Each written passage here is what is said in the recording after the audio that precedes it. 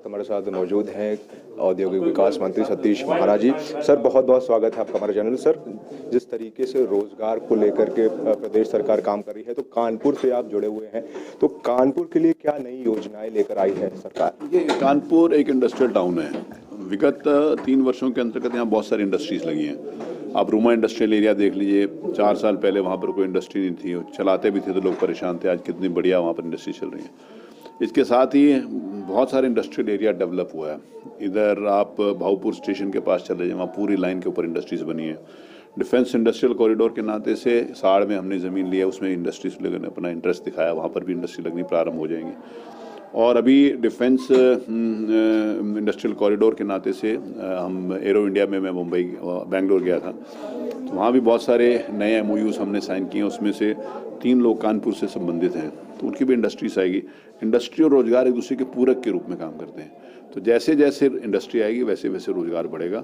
ये हमारा संकल्प है कि हम इंडस्ट्रियलाइजेशन को एक नई दिशा देंगे और नए बूस्ट के नए युग की शुरुआत इंडस्ट्रीज में शुरू करेंगे। सर, जिस तरीके से कोरोना चल रहा था, कोरोना में बहुत से लोगों का नौकरियां चली गई हैं, रोजगार चला गया है, तो उनके लिए प्रदेश सरकार किस तरीके की नई योजनाएं ला रही, क्योंकि उनके पास रोजगार नहीं है प्रेजेंट में? ये कोरोना का क्राइसिस पूरी दुनिया में आया है और हमारे देश में जितनी शिद्दत के साथ, जितनी तत्परता के साथ हमारे देश के प्रधानमंत्री जी ने निर्णय लिए और प्रदेश के मुख्यमंत्री जी ने जिसको उसको टैकल किया रोज मीटिंग करके, उससे हम उस विकराल स्वरूप से उसको बच पाए हैं। महत्वपूर्ण बात यह है कि उसके बाद अब एक अर्थव्यवस्था पटरी पर आ रही है। आज ही आप सब लोगों ने चैनल पे भी देखा है, आप अखबारों में भी है कि विगत वर्ष से जो जनवरी में जितना राजस्व आया था उससे ज़्यादा राजस्व आया। ज़्यादा राजस्व की तुलना हम इस नाते से करते हैं कि व्यापार पटरी के ऊपर आ गया।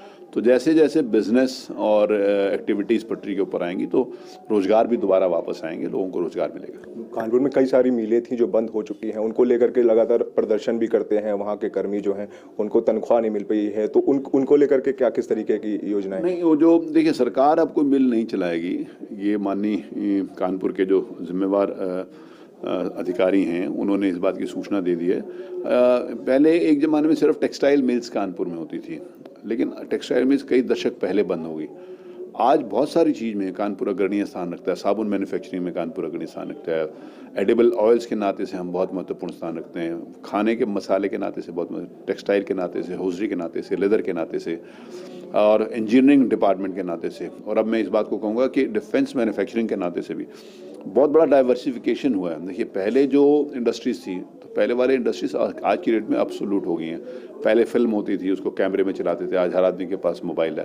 तो इसीलिए समय, परिस्थितियों और मांग के हिसाब से इंडस्ट्रीज़ के प्रकार में शिफ्ट हुआ है। इंडस्ट्रीज़ कम उत्तर प्रदेश में नहीं है और विशेष रूप से कानपुर में नहीं। इंडस्ट्रीज़ बहुत अच्छी संख्या में इंडस्ट्रीज हैं और आगे इंडस्ट्रीज़ और कैसे बढ़ेंगी इस बात की चिंता हम कर रहे हैं। चलते चलते एक आखिरी सवाल और पूछना चाहूँगा सर, कृषि को लेकर के, कानून को लेकर के, बिल को लेकर के लगातार प्रदर्शन दिल्ली में चल रहा है किसानों का, तो आपको क्या लगता है वहाँ प्रदर्शन कर रहे हैं वो किसान ही हैं या ऐसा क्या है बिल में जो वो मान नहीं रहे हैं? देखिए, कल इसका जवाब माननीय कृषि मंत्री जी ने पार्लियामेंट में दिया और सौभाग्य से इस देश के यशस्वी प्रधानमंत्री आदरणीय मोदी जी ने उस भाषण को सुनने की बात कही है। तो जो लोग काला कानून की बात करते थे, हमारे कृषि मंत्री जी ने पूछा इसमें काला क्या है बताओ, तो वो कोई नहीं बता पाया।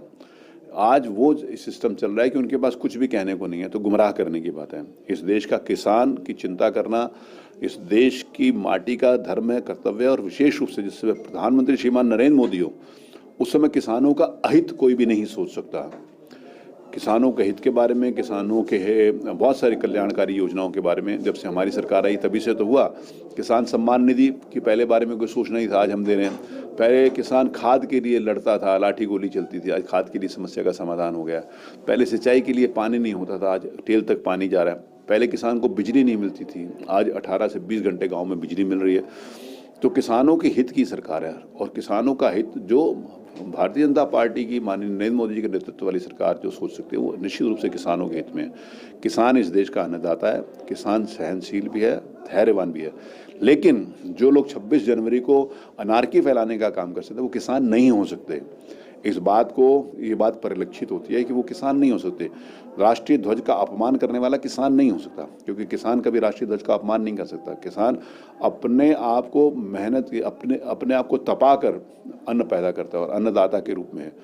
तो ये बात तो सामने आ गई जो पहले से कही जा रही थी कि इसमें किसानों के पीछे बहुत सारी ऐसी षड्यंत्रकारी ताकतें हैं जो उसको कर रही हैं, वो 26 जनवरी को सामने आ गई। और सौभाग्य से हमारे देश के प्रधानमंत्री जी ने फिर कहा कि हम किसानों से एक टेलीफोन दूरी पे हैं, जब वो चाहें बात करने के लिए तैयार हैं। Thank you.